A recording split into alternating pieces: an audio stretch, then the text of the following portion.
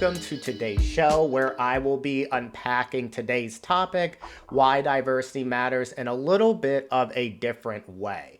And when I say that because in most episodes, I'm as fact and research and poll-based as possible. And that tends to drive, my opinions and my stances a lot is what does the data say? Now, yes, I'm of course going to present data that shows that diversity is important and that it matters. But when we're talking about this topic, I actually think it's also important to spend a deal of time appealing to empathy and getting us to understand that we are a nation of immigrants and our differences are one of the things that makes us truly strong as a country. Now, before I jump into that, we are going to do our 5 quick hits of the week, starting with the tariff chaos. So, trade war rages on as Republican politicians brag. So Trump slapped what he called retaliatory tariffs across basically the entire globe, other than like Russia, which is very interesting. But in response to these tariffs, because they haven't been very clear, there doesn't seem to be much of a plan. The markets sank in response to this. Now, at the time of the recording, they have recovered slightly, but they are still significantly below where they were when Biden left the White House. Now, during this time of struggle, and I want to particularly, guys, put the focus on Americans, your fellow citizens who have worked, their whole life. They're in their late 50s, maybe early 60s, unfortunately, maybe 70s if they're still working to that age. But they've invested in the stock market or their 401ks, right, as a way as a pillar to help them retire and feel comfortable. So a lot of their lifelong savings have now been ruined, making it more difficult to retire. So they may have to work longer or they may have to just live with less in retirement. So while this is happening, Trump and his billionaire buddies were giggling in the White House. So I'm going to play this clip now. This is Charles Schwab. It's not just a company, it's actually an individual. And he made $2.5 billion today, and he made $900 million. That's not bad, because he's in financial. This is something that I think all of us and a vast majority of Americans do agree with this, according to polling, regardless of political aisle. We cannot have our politicians allowed to participate in the stock market. It is a clear and obvious conflict of interest because they create laws like we're seeing with the random tariff slapping on, slapping off, assigning it to this a country at this percent, like just the craziness. They can create laws that directly impact the markets, and that breeds corruption. So we in no way should have this obvious and evident corruption just happening directly in front of our faces. There were also some people on the floor saying that they were bragging about making money as well. So there is probably some insider trading violations here, but once again, they are benefiting as the average person who does not have the same insider information is struggling. Now, I want to mention, as I've also said in previous episodes, tariffs can have a positive role when enacted strategically, but the way Trump is doing it lacks clarity, and the quick changes are also incredibly problematic. Because, guys, most businesses, particularly large businesses, they rely on international imports because it is basically impossible to just build entire infrastructure and all the raw materials you need within U.S. soil alone. So if a business is trying to get imports and let's say they're priced at $20,000 and now a tariff hits and that goes up to $100,000, it's very difficult for a business right now to function, which also hurts the economy because they don't know how much things are going to cost day to day, week to week. Now, I will do my best, guys, to keep you updated as the tariffs continue to be levied against other countries and removed. And at this time, it seems like most of them are removed or paused for now outside of China. But as a reminder, guys, this tactic, tariffs just increase prices for me and you. It's a fancy word for just a tax. So anytime a tariff is applied, it is an increase in taxes. That's important to note. Moving on to story number 2. Supreme Court rules that the Trump administration must return a Maryland father who was wrongly deported. So as covered in, I think it was last week's episode, Kilmore Abregu Garcia, a Maryland father, was wrongly taken to El Salvador. And this is no like crazy conspiracy theory. The Trump administration already admitted that it was incorrect, and they called it an administrative error. I think that's a slap in the face to call it that when you consider what has now happened to this individual and their family. So he was flown away in a flight. Remember, he did nothing wrong. Okay. So he's put in a flight, flown away to El Salvador alongside some. I'm not going to say they were all members of a Venezuelan gang because we've already proven that at least one wasn't clearly. And because, guys, they've been so, there's been such a lack of transparency in terms of who each individual person is that they're deporting. And because they are not exercising what they should be, which is due process, right? They're completely usurping that. It is very hard to trust the information that is coming out of the White House also. But he was flown out of the country alongside with members of a Venezuelan gang, Tren de Aragua. And I just want you guys to take a few steps back and imagine you are that man or that family. And it's absolutely horrific. You are, once again, didn't do anything wrong. And you're just taken away, no due process. And I want to remind everyone, no, this administration is not just targeting the criminals. That was never the plan. They target dissent more so than anything else. And this is not the only case of them disappearing people unconstitutionally because they refuse to follow due process. And I want to make this very clear as the last point before we move on to this third story. Everyone should not only be furious and mad about this from an empathetic standpoint, a basic dignity standpoint, a constitutional standpoint, whatever you want to pick. But if you want to go a pure selfish standpoint, this man being able to be taken and deported like this means everybody is on the table, citizen or non-citizen. It doesn't matter. They can take you, deport you wherever they so choose. So that is why this story is incredibly horrific. I probably should have put it first. And it's really, guys, a scary time to be a United States citizen because, once again, just anyone can be deported, whether you're a citizen or not. So this story will be very important to track in response and see if the administration returns the man because the courts have ruled that they need to. But this administration has already defied the courts before, so we will see. Story number 3 now. The SAVE Act passes, making voting more difficult. So on Thursday, the House passed the Safeguard American Voter Eligibility, or SAVE Act, by a vote of 220 to 208. 4 Democrats did vote for this, and I will put their names on the screen now, as I have done in previous episodes, because this is a horrible voting decision and does not represent their constituents and Democrats at large based on this voting decision. Now, this is going to head to the Senate, and hopefully the Dems step up and vote it down. Chuck Schumer has said that it's dead on arrival when it gets to the Senate, but he also passed the extreme Republican budget bill, so I don't believe a word that comes out of that man's mouth, but we will see.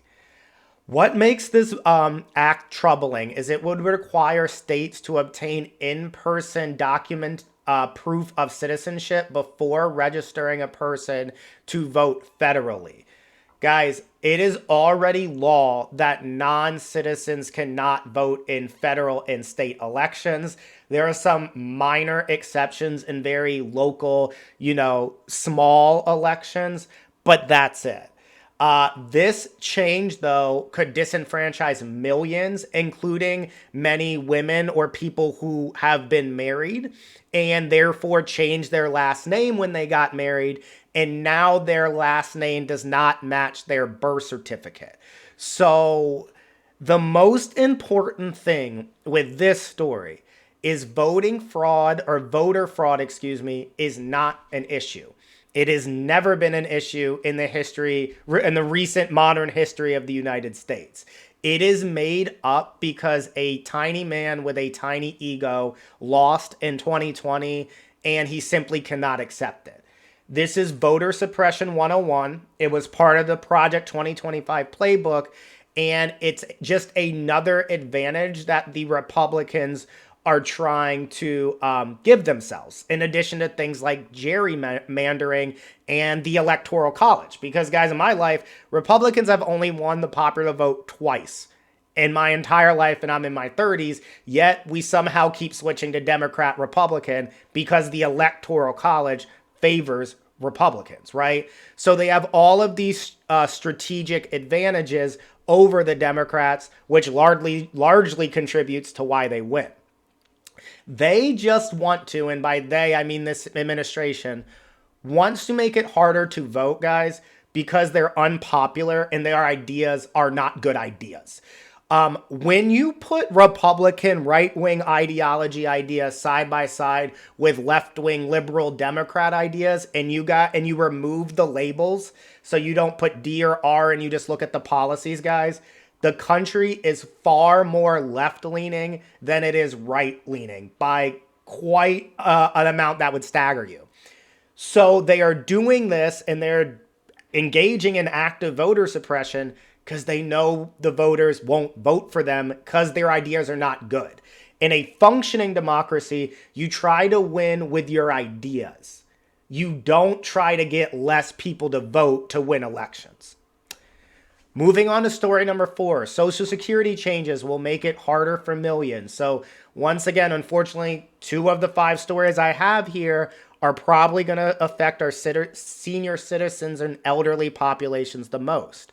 So starting this week, people seeking retirement or survivor benefits will no longer be able to apply over the phone. They must travel in person or apply online. So let me start with the apply online. Obviously, our elderly population is incredibly good at navigating the internet and applying online, obviously, right? Hopefully you picked up on the sarcasm there. Traveling in person, similar issue. Many of the elderly population who would be applying for these services may be physically limited. They may not be able to drive. They may be in a remote area where Uber or Lyft or, other car ride services don't exist.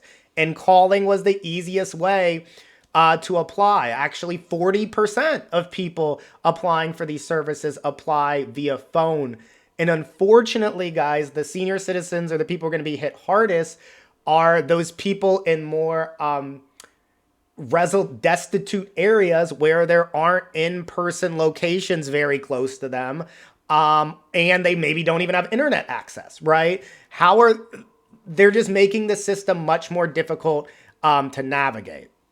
And I want to note, guys, the survivor benefits. So it's not just the elderly, but widows are also going to be impacted by this as they fall under, the umbrella of Social Security benefits. Just like the previous story, this is a made-up problem of fraud, of millions and millions of people stealing Social Security benefits. Guys, have you ever tried to get money from the government? I don't want you to try to do it because even if you try to do fraud and you don't succeed, it still can be considered fraud. But guys, it is excruciatingly difficult. Talk to anyone who's needed to get something from the government and it has to do with money. There is not this rampant fraud going on like this administration is trying to get you to believe. It is a distraction tactic so they can cut the program and defund it, making it harder for people to, get the money so that they can cut taxes for the rich. That's what this is about. This is all about defunding the system so that it can eventually go away. And it doesn't, and it no longer is taxed. That's what it is. Their money is no longer taxed. So 5th and final story, guys, I'm going to finish with a positive note. Bernie Sanders and AOC have record crowd sizes in Los Angeles. And the estimated turnout was 36,000. I'm actually showing you guys some images from the rally now. You can see huge crowd sizes. And I think afterwards, they also had a rally in Utah that didn't turn out quite as many as 36,000, which makes sense. LA versus a city in Utah. But I think they still turned out in the 20,000 range, which is really impressive as well. Now, this tour, guys, the Fight the Oligarchy tour, once again shows that they are bringing issues, they being AOC, Bernie, the progressive wing, issues to the table that the public is enraged about. They're actually connecting with the everyday person, and you cannot deny the frustration is there based on the numbers they're pulling across the entire country. And I will repeat this again, as I've done in previous episodes. The future of the Democratic Party, if you want to win and beat Republicans, is very clear. Bernie and AOC have the biggest or the most excitement behind them. They will turn out voters in a way that your normal corporatist Democrat will not. The voters don't want that. The reason that tens of millions of people stay home every year from voting is not only because of the previous story, our country making it more difficult rather than less difficult for people to vote in a democracy, but it's also because a lot of people are not excited about either candidate or either party. This is actually leading to excitement, and you could turn out millions of voters who stay home rather than trying the strategy of trying to claw back staunch Trump supporters. I don't think that's the way to go. I think the way to go is to turn out people who haven't voted the past few elections or just the last election. Now, I will continue to cover this tour, guys, because there are some bad faith actors who will downplay these numbers, but they are historic. And I want to make sure you guys stay abreast of the numbers and the turnout that is happening here. So that ends the quick hits of the week. Now we're going to transition to the main chunk of the pod where I unpack the reason that diversity matters. And before we jump in, I want to start with distinguishing between DEI, diversity, equity, and inclusion, and diversity itself, because those are two different things. And unfortunately, the media has conflated or misrepresented actually what diversity and equity and inclusion is. So DEI has to do with things like making workplaces, schools, public spaces like parks, zoos, airports, different or even private businesses like restaurants and stuff, making them more inclusive. So I've made a YouTube short on this, guys, but it has to do with things like closed captioning, right? Handicap spaces or wheelchair ramps, sign language interpreters, changing tables for families. Those are examples of diversity, equity, and inclusion type policies. It is about getting everyone or allowing access to everyone. It has absolutely nothing to do, and this is what the media is framing it as. I don't know why, or I do know why, but it has nothing to do with hiring unqualified people. That is not diversity, equity, and inclusion. That is an entirely different thing. That has nothing to do with diversity, equity, inclusion. And if you want to talk about policies that lead to unqualified people being hired, I would argue you need to look at nepotism first and foremost, because that has historically led to many unqualified people in positions they should not be in. But once again, diversity, equity, and inclusion has to do more so with accessibility, not undue privileges to certain groups, okay? Today, though, we are talking about diversity, which I like to put simply as our differences, right? It could be gender, race, cultural background, life experiences, career or job history, right? Socioeconomic background, anything that's different. And today I'm going to be arguing why diversity is critically important to our country and society at large. So let's jump into the data, because I am a math, science, data nerd at heart. So Let's start with Gartner research that found differences of age, ethnicity, gender, and other dimensions foster higher performance. So in this research through 2022, 75% of organizations with frontline decision-making teams reflecting a diverse and inclusive culture will exceed their financial target. Okay? Now, I don't like just to go to one piece of research. So let's go to a different piece of research from the World Economic Forum, which shows that companies with above average diversity scores drive 45% revenue from innovation, while companies with below average diversity scores drive only 26% of innovation. Another study, this is from the UK now, diverse teams outperform individuals about 87% of the time during business decision-making processes. And these were 600 decisions across 200 different teams. And then they also found gender diverse teams. So were especially effective, outperforming individuals 73% of the time compared to 58% of the time for all male teams. So research after research basically demonstrates the same thing, which is diversity generates value. And from a purely American capitalistic standpoint, diversity also turns profit. Now, why is this? I'm going to start with innovation and creativity.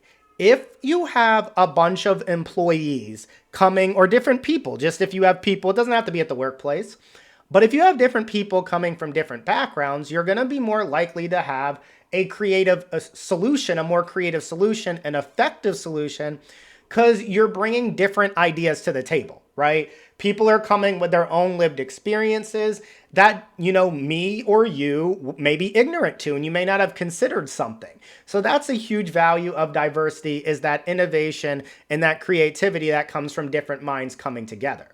Now, it can also be a good business tactic because you can also avoid mistakes.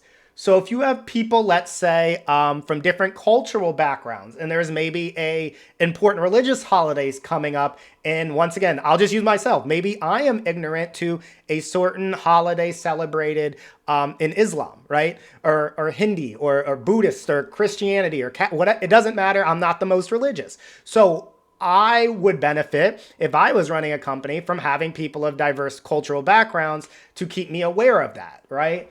Another thing is increasing, is that diverse groups, guys, actually increase conflict. So you'd be like, yeah, so that's a bad thing. No, when you are trying to solve problems and innovate, conflict and disagreement leads to better outcomes. And that's what the research showed.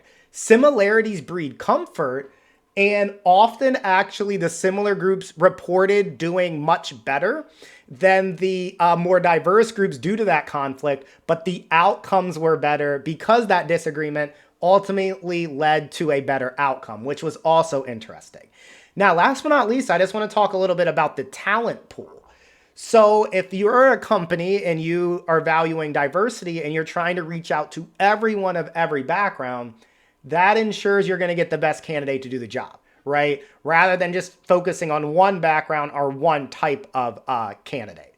Now, I'm going to provide one last piece of data here. It's more anecdotal data, to be fair, and not as much research-based, I will admit.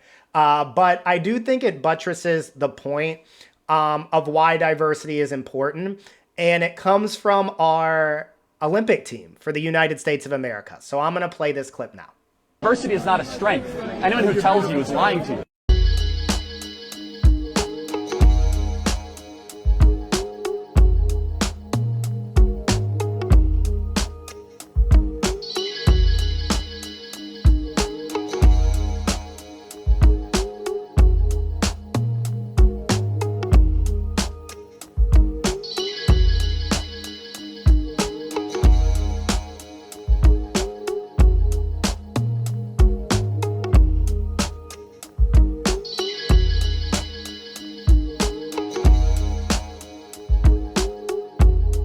I remember the first time I saw that video closer to when the Olympics were happening and getting really hyped.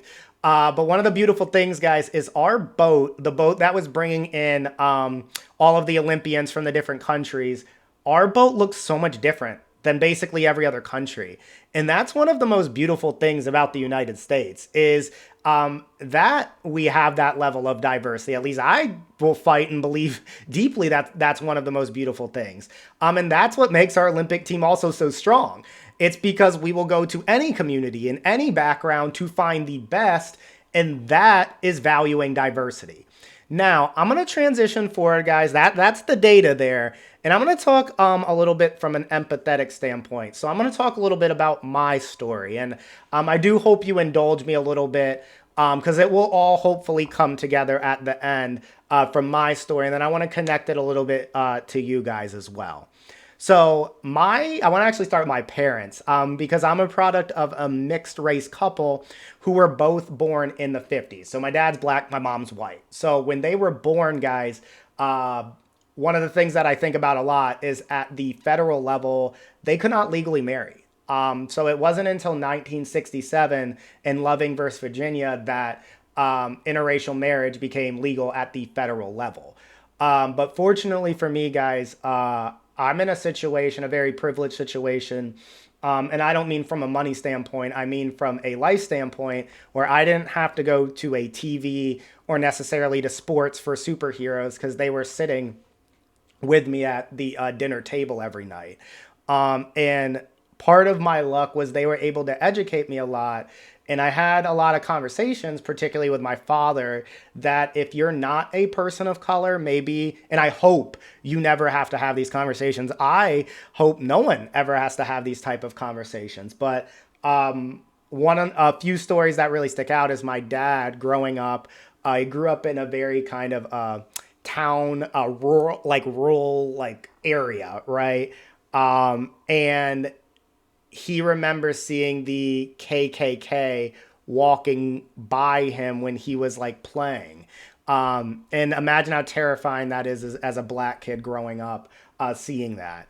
I remember another story much later in his life where, I have an older sibling, and they were out at like a store, and he had got into an altercation with a man because they insulted what my older sibling looked like as a mixed race child. So these kind of conversations get you very aware at a very young age. And then I remember for me, this is more an individual thing and less from my dad, but baseball is my sport. It remains my sport. The Orioles suffered a pretty tough loss today, unfortunately.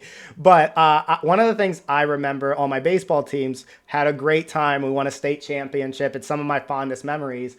But there was always this curiosity in my mind, like it was always me or one other person of color on the whole team of, maybe 15, 20, I almost said students, 20 different kids.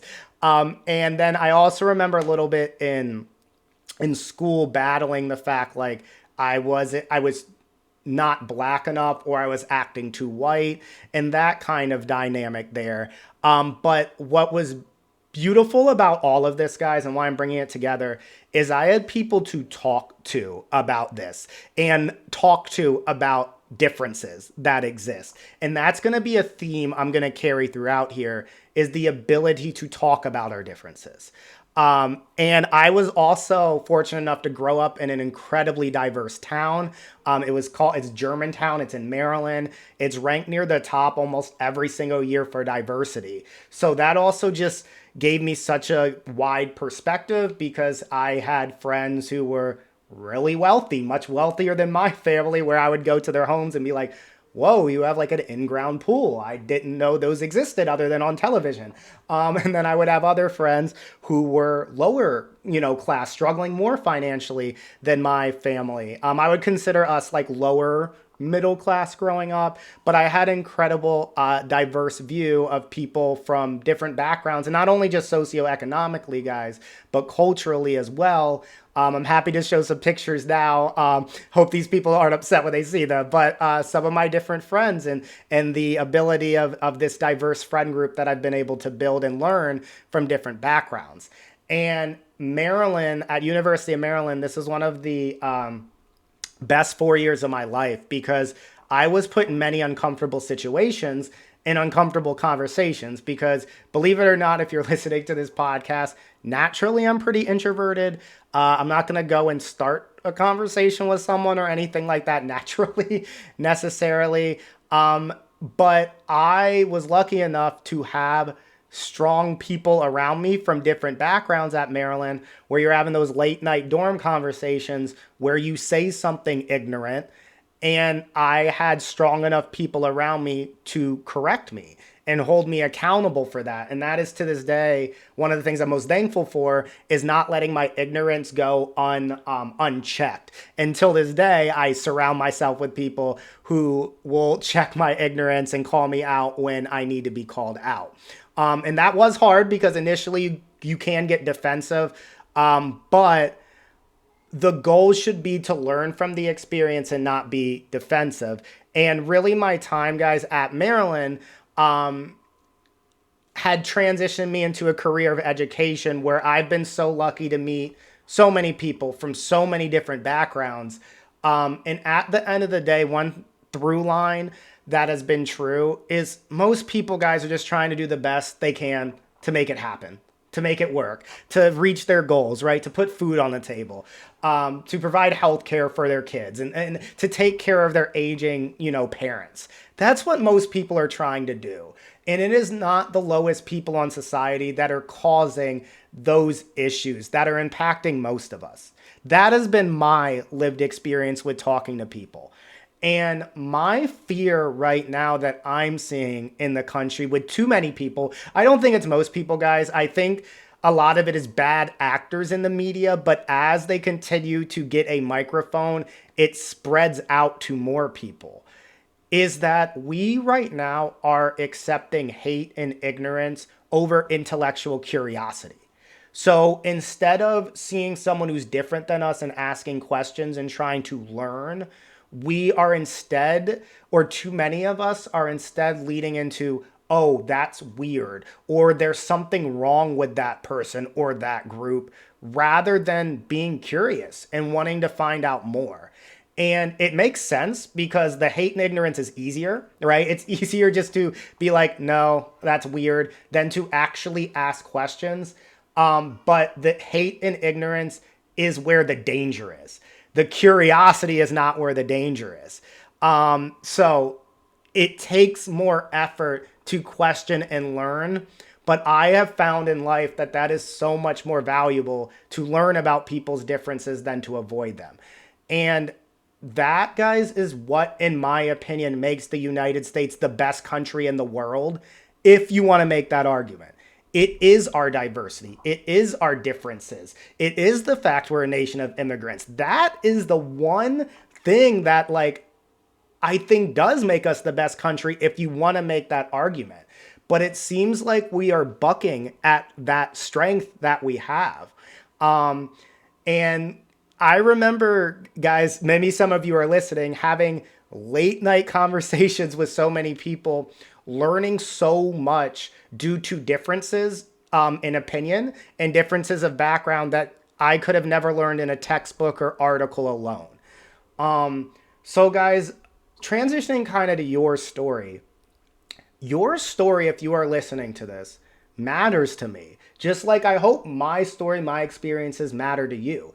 And that your story doesn't have to matter to me just from me knowing you. If I never talk to you a day in your life, you still matter. Everyone's story matters, guys. If you are a farmer somehow listening to this in Iowa, and if it makes it to some farmer in Iowa, I must have done something right. But I want to know about your story because I don't know. I don't know enough about is what legislation is required for you to, be efficient and to be sustainable and to, live a life of dignity and prosper while you provide the backbone to, America's food cycle. Your story matters. I would like to know more about what you need. If you are an immigrant from West Africa and you travel to this country, maybe with your parents for a better life, or maybe with a grandparent or uncle or sister or whatever it may have been, that story matters to me. It should matter to everyone, right? If you're currently unhoused and somehow watching this on your phone or something, your story also matters. And you're not less important just because you have financial hardship, or you may be going through, you may have a mental crisis that you're trying to deal with, or you're dealing with loss. We should be working towards solutions to provide people like that with housing. And if you're listening to this, I'm sorry, the media instead likes to focus on demonizing people who are homeless. If you are a teenager and you are struggling with your gender identity, particularly under this administration and the powder keg that we currently live under, like, your story also matters. And what I want you guys to understand and what I want us to move closer to is talking more with each other and sharing more about our differences, because I hope you guys thought my story mattered at least a little bit. But I want you guys to know your story does matter. And the people who are dividing us is not me and you, the average voter. It's the people up top who are being intentionally disingenuous in preventing actual problems that most of us have in common from being addressed. Now, I want to kind of finish here before I jump into my shout out of the week with talking about some solutions, like how do we become more diverse? And this isn't just racially, guys. Remember, I mean diverse as differences. So how are we talking more and connecting more about our differences? I think the first step is we need to avoid media caricatures, excuse me. Get out of the media bubble and actually talk to as much as you can, because I understand if you're living in a more secluded area, it could be harder to find maybe someone from the trans community. But we do have the internet. Connect with actual people from those communities when possible, because the media, guys, thrives in sensationalism and hate. That's what profits them. So they often over exaggerate how big, for instance, the trans athlete problem actually is. So I'd encourage you to, as much as possible, actually talk to people from different communities. And that goes with going into uncomfortable places. And I'm going to share this story for me, guys. I had never been to a protest until the Black Lives Matter protest a few years ago. And I'll be very transparent. It was very uncomfortable for me initially. Doing this podcast is a little uncomfortable for me initially too. But guys, doing that protest and going to subsequent protests since has been some of the more powerful things I've ever done. And you really feel invigorated, like you're doing something that matters, or at least I felt that way. So I just put that out there to say, do something or talk to someone or put yourself in a place you may interact or be in a situation you're not comfortable with. And that includes having difficult conversations. I do not like when people say, yeah, let's avoid talking about politics. Certain times, yes, like at a wedding. Okay, makes sense. But guys, politics touches every aspect of our lives. So if we're not really talking about it, there are people who are, and we're letting those people dictate our lives. And I think part of that is also going beyond the surface level. Like having longer conversations with people you care about or people who are different than you, that will really have you question your own biases and learn a little bit more about the people around you beyond just, their favorite food or their favorite restaurant. And with that, guys, and this is the last thing I kind of ask for you, is please challenge me as well. One of the reasons I created this podcast is so we can come together and come up with solutions. So if I'm misrepresenting a fact, if I'm misrepresenting information, if I'm not considering something, please challenge me. But what I don't have any time for is I don't have any time for misinformation or just lies.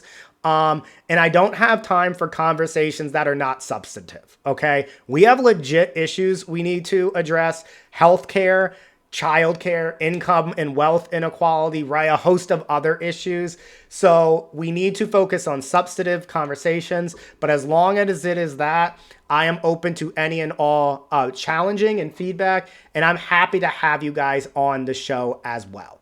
So that wraps up why diversity is important. I hope that made sense to you guys from the data standpoint at the beginning, but then also just sharing my story and how having so many different people around me really helped me be more well-educated, more aware, less ignorant about different things. And then also, guys, just getting you to understand your differences matter too. And that's what makes us beautiful as the United States of America. So with that said, let's jump into the shout out of the week. In our positive here, story of the week, or shout out of the week, as we like to call it, is actually coming from the healthcare field. We have some positive research here because, guys, science helps save lives. And this research showed that those who got the shingles vaccine were 20% less likely to get dementia. And this was not a small study, guys. This was 280,000 seniors that were studied.